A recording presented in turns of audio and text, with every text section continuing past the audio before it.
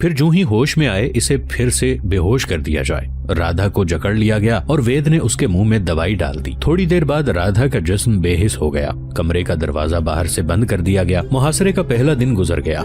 सुल्तान महमूद ने रात को भी आराम न किया। वो किले के पीछे चला गया जिधर दरिया था। पानी किले की दीवार के साथ लगकर बहता था। सुल्तान ने अपने सालारों से कहा कि हर प्यादा दस्ते से 2-4 जांबाज किस्म के सिपाही मुंतखब करें और उनका एक अलग जैश बनाकर इसे महफूजा यानी रिजर्व में भेज दिया जाए। दूसरे दिन गजनी की फौज ने एक बार फिर किले के बड़े दरवाजे पर हल्ला बोला, मगर ऊपर से राजपूतों ने तीर और बर्छियां फेंककर गजनी वालों को बहुत नुकसान पहुंचाया।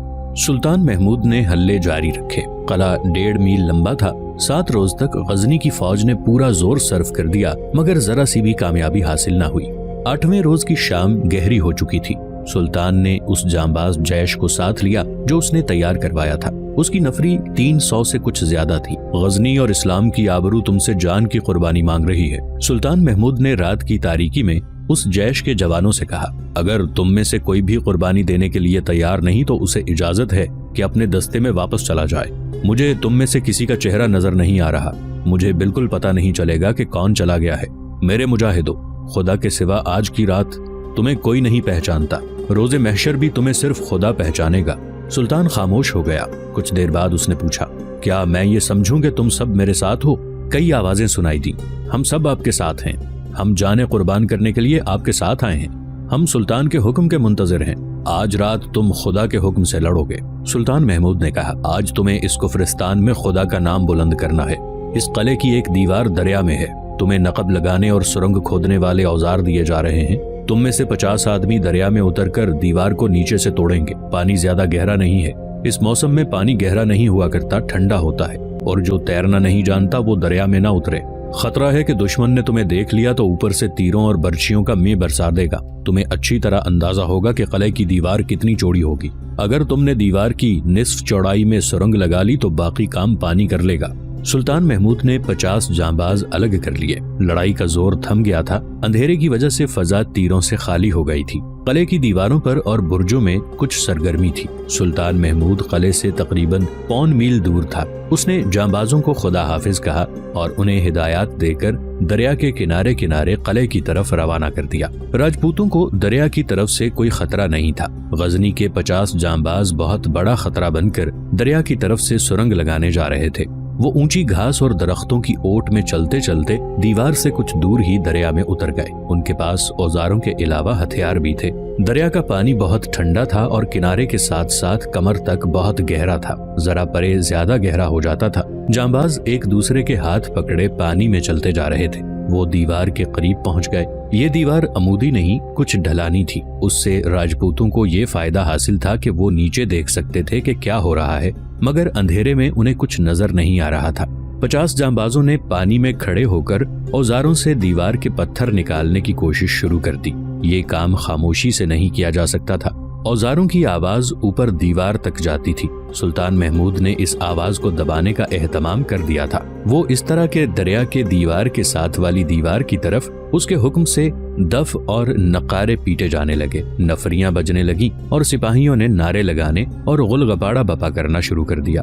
दीवार के ऊपर राजपूत इस तरफ खड़े हो गए। ये गुलगपाड़ा हल्ले का ही हो सकता था। जांबाज इत्मीनान से पत्थर निकालते रहे। उन्होंने इतने पत्थर निकाल लिए कि आगे दीवार की मट्टी आ गई। इसकी खुदाई मुश्किल नहीं थी। मुश्किल ये पैदा हो रही थी कि दरिया भी सुरंग में दाखिल हो गया था। सुरंग फराख और बुलंद थी। 50 आदमी खुदाई कर रहे थे, इसलिए काम तेजी से हो रहा था। आगे फिर पत्थर आ गए। जांबाजों के पास बड़े मजबूत और मौजू औजार थे। इनसे पत्थर निकलते आ रहे थे। सुरंग कमोबेश 15 कदम लंबी हो गई थी। आखिर वो पत्थर दीवार से हटा, जिसके हटने से किले के अंदर की रोशनियां नजर आने लगी। जांबाजों ने तेजी से बहुत से पत्थर निकाल दिए और वहां इतना बड़ा दहाना बन गया जिसमें से एक आदमी खड़ा होकर गुजर सकता था। दरिया का पानी किले के अंदर जाने लगा। किले में से किसी ने पानी देख लिया और उसने शोर मचाना शुरू कर दिया। जांबाज अपना काम कर चुके थे। वो पीछे को चल पड़े, मगर राजपूत भी जांबाज थे। वो मशालें उठाए दौड़े आए। बहुत से बर्छियों और तलवारों के साथ आए। गजनी के जांबाज तेजी से बाहर निकल आए। राजपूत उनके पीछे आए। दरिया में खूंरेज मारका लड़ा गया। अंदर से कई मशालें सुरंग के रास्ते बाहर आ गई थीं। इनकी रोशनी में दोस्त और दुश्मन का पता चल रहा था। سلطان محمود کی نظر انہی جانبازوں پر تھی۔ اس نے ان کی خبر لینے کے لیے 2-3 آدمی آگے بھیج دیے تھے۔ ان آدمیوں نے آ کر اطلاع کر دی کہ دریا میں لڑائی ہو رہی ہے۔ سلطان نے آگے بڑھ کر دیکھا، دریا میں بے شمار مشعلیں نظر آ رہی تھیں جیسے دریا میں تیر رہی ہوں۔ اس نے کم و بیش 300 سپاہیوں کو دریا میں اتار دیا اور مشعل بردار بھی ساتھ بھیج دیے۔ معلوم ہوتا ہے میرے جانبازوں نے دیوار میں نقب لگا لی ہے، سلطان محمود نے اپنے سالار سے کہا۔ اندر سے اسی راستے دشمن باہر آیا ہوگا، جاؤ دیکھو اور مجھے بتاؤ۔ دریا کا پانی قلعے کے اندر جا رہا تھا اور سرنگ میں سے راجپوت باہر آ رہے تھے۔ لاشیں اور زخمی دریا میں بہتے جا رہے تھے، مشعلوں کے شعلے دریا پر ناچ رہے تھے۔ سلطان محمود نے بہت سوچا کہ وہ اس سرنگ سے اپنا ایک دستہ قلعے میں داخل کر سکتا ہے یا نہیں۔ اسے سرنگ کھودنے والے ایک زخمی نے جو دریا سے نکل آیا تھا بتایا کہ سرنگ سے اندر جانے کی کوشش نہ کی جائے ورنہ بہت نقصان ہوگا۔ سلطان نے حکم دے دیا کہ دریا سے اپنے آدمی واپس بلا لیے جائیں۔ اندر سے راجپوت باہر آتے اور غزنی کی فوج پر حملہ کرتے تھے۔ ان میں سے جو زندہ رہتے وہ پھر اندر چلے جاتے تھے۔ انہوں نے یہاں تک کیا کہ دروازہ کھول کر رکے ہوئے سیلاب کی طرح آئے اور اس انداز سے لڑے کہ پھر واپس چلے جائیں۔ یہ لوگ جتنے بہادر ہیں اتنے ہی احمق ہیں۔ سلطان محمود نے اپنے سالاروں سے کہا، انہیں موقع دو کہ اسی طرح ہلہ بولتے رہیں، اپنی طاقت تیزی سے ضائع کر رہے ہیں۔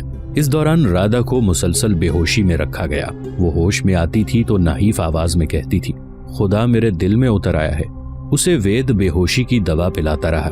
مورخوں کے مطابق محاصرے کے 25ویں روز سلطان محمود نے حکم دیا کہ قلعے کی دیواروں کے شگافوں پر شدید ہلہ بول کر اندر جانے کی کوشش کی جائے اور جو ہی راجپوت باہر آنے کے لیے کوئی دروازہ کھولیں حملہ کر کے دروازے کو کھلا رہنے دیا جائے۔ 25ویں روز کی لڑائی فیصلہ کن تھی۔ راجپوت اپنی طاقت کم کر چکے تھے۔ جب غزنی کی فوج نے شگافوں پر اور ایک دروازے پر ہلہ بولا تو راجپوت گھبرا گئے۔ مسلمان قلعے میں داخل ہو گئے مگر نفری تھوڑی تھی۔ راجپوتوں نے لڑنے کی بجائے مرنے کو ترجیح دی۔ ان میں سے بعض نے اپنے کنبوں یعنی عورتوں اور بچوں کو اپنے گھروں میں بند کر کے گھروں کو آگ لگا دی اور باقی بال بچوں سمیت زندہ جل گئے۔ جس راجپوت کو کہیں ہندو عورت نظر آئی اسے قتل کر دیا۔ منج کے کئی سپاہیوں نے قلعے کی اتنی اونچی دیواروں کے اوپر سے چھلانگیں لگا دیں اور مر گئے۔ جب سلطان محمود قلعے میں داخل ہوا اس وقت منج جل رہا تھا اور اس آگ میں راجپوت جل رہے تھے۔ یہ اجتماعی خودکشی تھی، صرف محل محفوظ تھا۔ وہاں گئے تو جگہ جگہ عورتوں اور بچوں کی لاشیں پڑی تھیں۔ انہیں راجپوتوں نے خود قتل کیا تھا۔ داشتاؤں اور ناچنے گانے والیوں کے سینوں میں بھی خنجر اور تلواریں اتری ہوئی تھیں۔ مرد بھی مرے پڑے تھے۔ رائے چندہ اور رانی کی لاشیں خوابگاہ میں پلنگوں پر پڑی تھیں۔ غزنی کے آدمی محل کے ہر کمرے میں گئے، صرف ایک کمرہ باہر سے بند تھا۔ کھول کر اندر گئے تو پلنگ پر رادھا پڑی تھی۔ اسے بھی مردہ سمجھا گیا مگر اس نے آنکھیں کھولی اور اونگتی آواز میں بولی، خدا میرے دل میں اتر رہا ہے۔ قریب جا کر دیکھا تو پتا چلا کہ وہ زخمی نہیں بیمار ہے۔ اس نے مری ہوئی آواز میں پوچھا، تم مسلمان سپاہی ہو؟ تمہارا سلطان کہاں ہے؟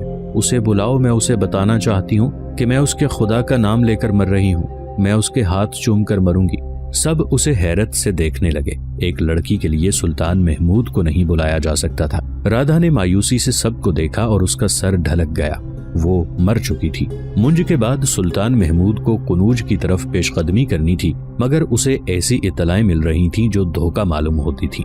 صالح بروک نے اسے بتایا تھا کہ اس کا اصل مقابلہ قنوج کے گرد و نواح میں ہوگا مگر بعد کی اطلاعیں یہ تھیں کہ قنوج تک کے علاقے میں کسی فوج کا نام و نشان تک نہیں۔ منج میں سلطان بہت نقصان اٹھا چکا تھا۔ وہ فوری طور پر پیش قدمی کے قابل نہیں تھا۔ ایک روز اسے سالاروں نے مشورہ دیا کہ پیش قدمی کا حکم دے دیا جائے، کہیں ایسا نہ ہو کہ بھیم پال نڈر اپنی فوج لے کر آ جائے۔ سلطان محمود نے پیش قدمی کا حکم دے دیا۔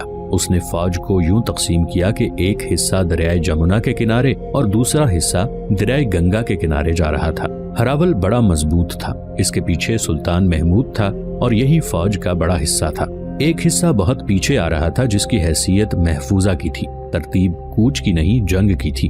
سلطان محمود 20 دسمبر 1018 عیسوی بمطابق 8 شعبان 409 ہجری قنوج پہنچا۔ اس نے قلعے کا محاصرہ کر لیا مگر مزاحمت بڑی کمزور تھی۔ سلطان اسے دھوکہ سمجھا۔ اس نے اپنے عقب کی حفاظت کا بندوبست کر لیا اور اس نے دیکھ بھال کے لیے دور دور تک سوار بھیج دیے۔ اسے ہر لمحے توقع تھی کہ عقب سے حملہ ہوگا مگر محاصرے کے دوسرے ہی دن قنوج والوں نے قلعے پر سفید جھنڈا لہرا دیا۔ सुल्तान महमूद ने सबसे पहले एक सवार दस्ते को अंदर भेजा, उसके पीछे 2 और दस्ते गए और जब देखा कि अंदर अमनो अमान है तो वो खुद अंदर गया। कनूज की फौज के कमांडरों से उसे पता चला कि महाराजा राज्यपाल अपने खानदान समेत मुहासरे से पहले ही कहीं भाग गया था। सुल्तान महमूद ने हिंदू कमांडरों से पूछा कि खजाना कहाँ है। तलाश के बावजूद वहाँ कुछ भी ना मिला। सुल्तान ने महल को जमीन से मिला दिया और मंदिरों में जाकर तमाम बुत तोड़कर बाहर फेंक देने का हुक्म दे दिया। सौले बरूक ने बड़े मंदिर के पंडित को पकड़वाया। पंडित से खजाने के मुताल्लिक पूछा गया। उसने कहा, आपके आदमी को मालूम है खजाना कहाँ है, मगर अब वहाँ कुछ नहीं होगा, महाराजा सब कुछ साथ ले गया है। मोहम्मद कासिम फरिश्ता लिखता है, सुल्तान महमूद की ये फतह मामूली नहीं थी कि हिंदुस्तान के वस्त में अजानें गूंज उठी। 1019 ईस्वी 410 हिजरी सुल्तान महमूद गजनवी हिंदुस्तान में मिथरा से कनूज तक को तहतेक करके गजनी में दाखिल हुआ। उसकी सल्तनत में पहले ही इत्तला पहुंच चुकी थी कि सुल्तान कई एक राजों महाराजों से हथियार डलवाकर वापस आ रहा है। लोग अपने फाते सुल्तान के रास्ते में जमा हो गए थे। वो नारे लगा रहे थे, फौज नारे लगा रही थी, औरतें दूर खड़ी अपनी फौज की बलाएं ले रही थीं। लोग जब उन 55,000 हिंदू कैदियों को और 350 हाथियों को देखते थे जो सुल्तान महमूद हिंदुस्तान से लाया था तो वो खुशी से नाचने लगते थे। गजनी का बच्चा बच्चा सुल्तान महमूद के रास्ते में आन खड़ा हुआ था। दादो तहसीन और नारों का शोर जमीन व आसमान को हिला रहा था।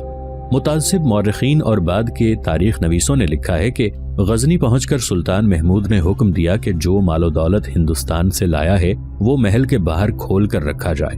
जब जरो जवाहरात और दिरहमों के अंबार उसके सामने रखे गए तो गुरूर और तकब्बुर से उसकी गर्दन तन गई। यहाँ तक तो हकीकत है कि उसने तमाम तर माल गनीमत अपने महल के बाहर रखवा कर देखा था, लेकिन उस दौर के मुबस्सिरों ने, जिनमें अबू अब्दुल्ला याकूत खास तौर पर काबिल जिक्र हैं, लिखा है कि सुल्तान महमूद ने जब अपनी सल्तनत के अवाम का इस कदर पुरजोश खैर मकदम और उनकी बेताबियां देखी तो उसने हुक्म दिया कि वो तमाम जरो जवाहरात और खजाने इन लोगों के सामने रख दो जो हम हिंदुस्तान से लाए हैं, और इन्हें बताओ कि ये माल तुम्हारा है, ये तुम्हारे खजाने का माल है जो तुम पर खर्च किया जाएगा। और उसने ये बेबहा खजाना कौम की बहबूद और जहनी तरक्की के लिए वक्फ कर दिया।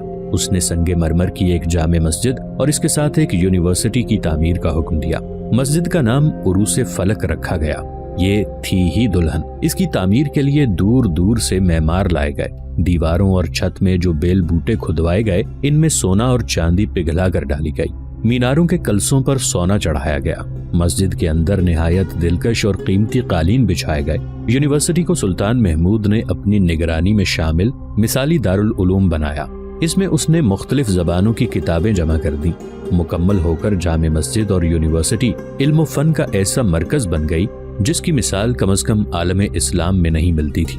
दूर दूर से उलमा और असातिज़ा बुलाए गए जिनके लिए उसने कसीर रकम वक्फ कर दी। तलबा के लिए भी बेअंदाज रकम अलग कर दी गई जो उन्हें वजीफों की सूरत में मिलती थी। मोहम्मद कासिम फरिश्ता और अल बैरूनी लिखते हैं कि जामे मस्जिद और यूनिवर्सिटी मिथरा और कनूज की फतह की यादगार के तौर पर तामीर की गई थी। तारीख नवीसों ने सोमनाथ को ज्यादा अहमियत दी है, लेकिन सुल्तान महमूद की निगाह में मिथरा ज्यादा अहम था, क्योंकि मिथरा हिंदुओं के हरि कृष्ण की जाय पैदाइश है और हिंदुओं के यहाँ मिथरा को वही दर्जा हासिल है जो मुसलमानों के यहाँ मक्का मुअज्जमा और मदीना मुनव्वरा को हासिल है।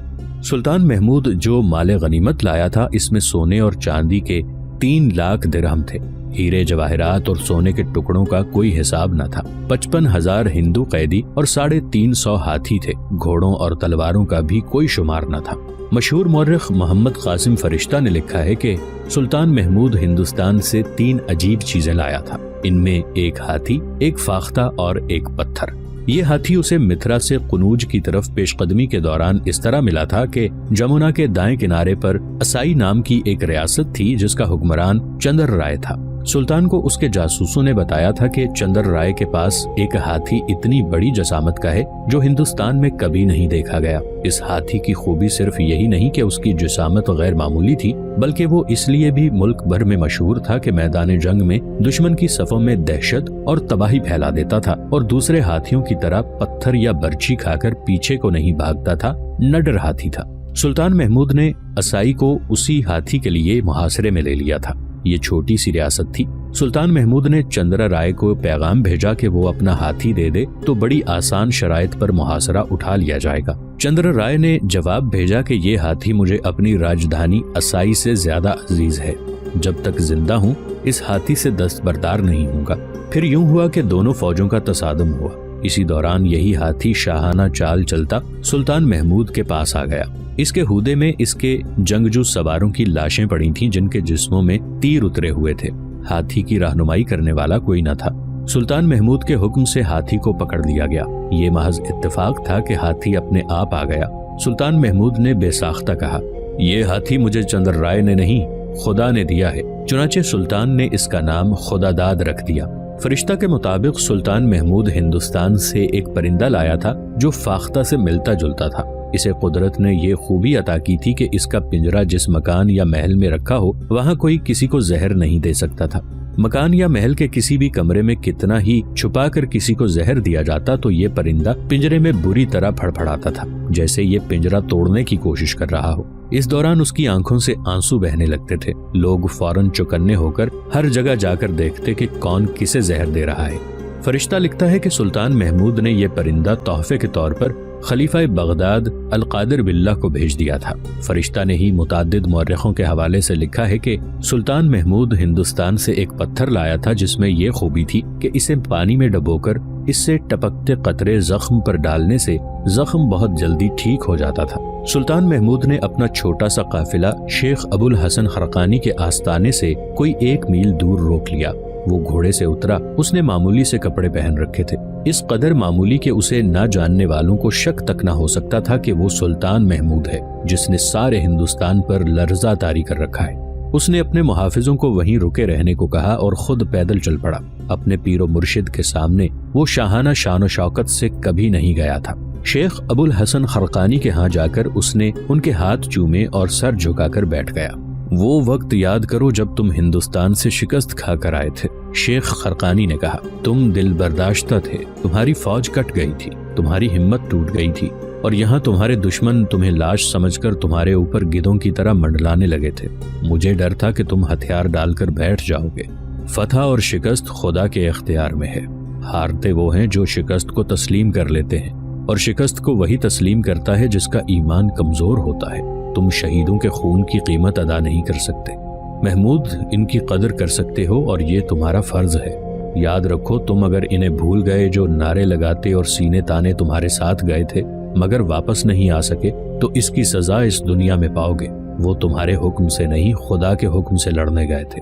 میں نے ان کی یاد میں ایک جامع مسجد اور ایک دارالعلوم کی تعمیر کا حکم دے دیا ہے، سلطان محمود نے کہا، اور ان کی یادگار کے طور پر مینار بھی تعمیر کروا رہا ہوں۔ شہیدوں کے بچوں کو دارالعلوم میں مفت تعلیم اور وظیفہ ملا کرے گا۔ اور غور سے سنو محمود، شیخ ابو الحسن خرقانی نے کہا، غزنی کے لوگوں نے تمہارا استقبال اس طرح کیا ہے جیسے تم آسمان سے اترے ہو۔ میں سن چکا ہوں کہ عورتوں نے تمہاری راہ میں اور تمہارے اوپر پھول پھینکے تھے، شاعروں نے تمہاری مدح میں شعر کہے اور گویوں نے گیت گائے ہیں، دربار میں لوگوں نے تمہارے ہاتھ چومے اور تمہیں ساری دنیا کا فاتح کہا ہے۔ تم شاید نہیں سمجھ سکے کہ جنہیں تم نے پھول سمجھا ہے وہ کانٹے تھے جو تمہاری راہ میں بکھیرے گئے تھے، اور وہ مدح سرائی جو شاعروں اور گویوں نے کی وہ شہد میں ملا ہوا زہر ہے جو تمہیں پلایا گیا۔ آج اگر تمہارا تختہ الٹ جائے تو یہی لوگ نعرے لگائیں گے کہ محمود اسی قابل تھا، اس میں سلطان بننے کی اہلیت نہیں تھی۔ وہ پھر اس کے گن گائیں گے جو تمہارے تخت پر بیٹھا ہوگا۔ خوشامدی درباری تخت و تاج کی دیمک ہوتے ہیں، وہ دشمن سے زیادہ خطرناک ہوتے ہیں۔ تم نے غزنی کے اکابرین اور عمراء اور رتبے والوں کو جب ضیافت دی تھی تو تم بھول گئے تھے کہ تمہاری سلطنت میں اس رات لاکھوں انسان روکھی سوکھی کھا کر سو گئے تھے، اور کچھ ایسے بھی تھے جن کے پیٹ میں اسی شام ایک نوالا بھی نہیں گیا تھا۔ خوشامدیوں نے تمہیں یہ تاثر دیا تھا کہ رعایا خوشحال ہے اور وہ تمہارے گیت گا رہی ہے۔ محمود، اپنے آپ کو اپنی روح کے آئینے میں اور اپنی رعایا کو اپنی آنکھوں سے دیکھو، اس آئینے میں نہ دیکھو جو تمہارے درباری تمہیں دکھایا کرتے ہیں۔ تم تنہا اپنی ذات میں کچھ بھی نہیں، تم قوم کا عکس ہو، اپنے آپ کو اس عکس میں گم کر دو۔ سلطانی اور عیاری ساتھ ساتھ چلتی ہیں۔ خوشامدی اور عہدوں کے بھوکے لوگ سلطان سے عیاری کرتے ہیں اور سلطان قوم سے عیاری کرتا ہے۔ یوں سمجھو کہ گناہ اور نیکی کندھے سے کندھا ملا کر چلتے ہیں، اور جو سلطان اپنی آنکھوں پر خوشامدوں کی پٹی باندھ لیتا ہے اور کانوں میں مدہ کا سیسا پگھلا کر ڈال لیتا ہے وہ خدا کے نزدیک سب سے بڑا گنہگار ہے۔ آج تمہیں خدا نے جو طاقت اور جو جاہ و حشمت عطا کی ہے یہ تم سے چھن بھی سکتی ہے۔ خوشامدیوں کے نعروں کی نسبت رعایا کی آہیں عرش تک جلدی پہنچتی ہیں۔ ہندوستان کی فتوحات نے تمہاری رعایا میں اضافہ کر دیا ہے، تمہاری ذمہ داریاں بڑھ گئی ہیں۔ کہیں ایسا نہ ہو کہ سونے چاندی کے انبار تمہیں اندھا کر دیں۔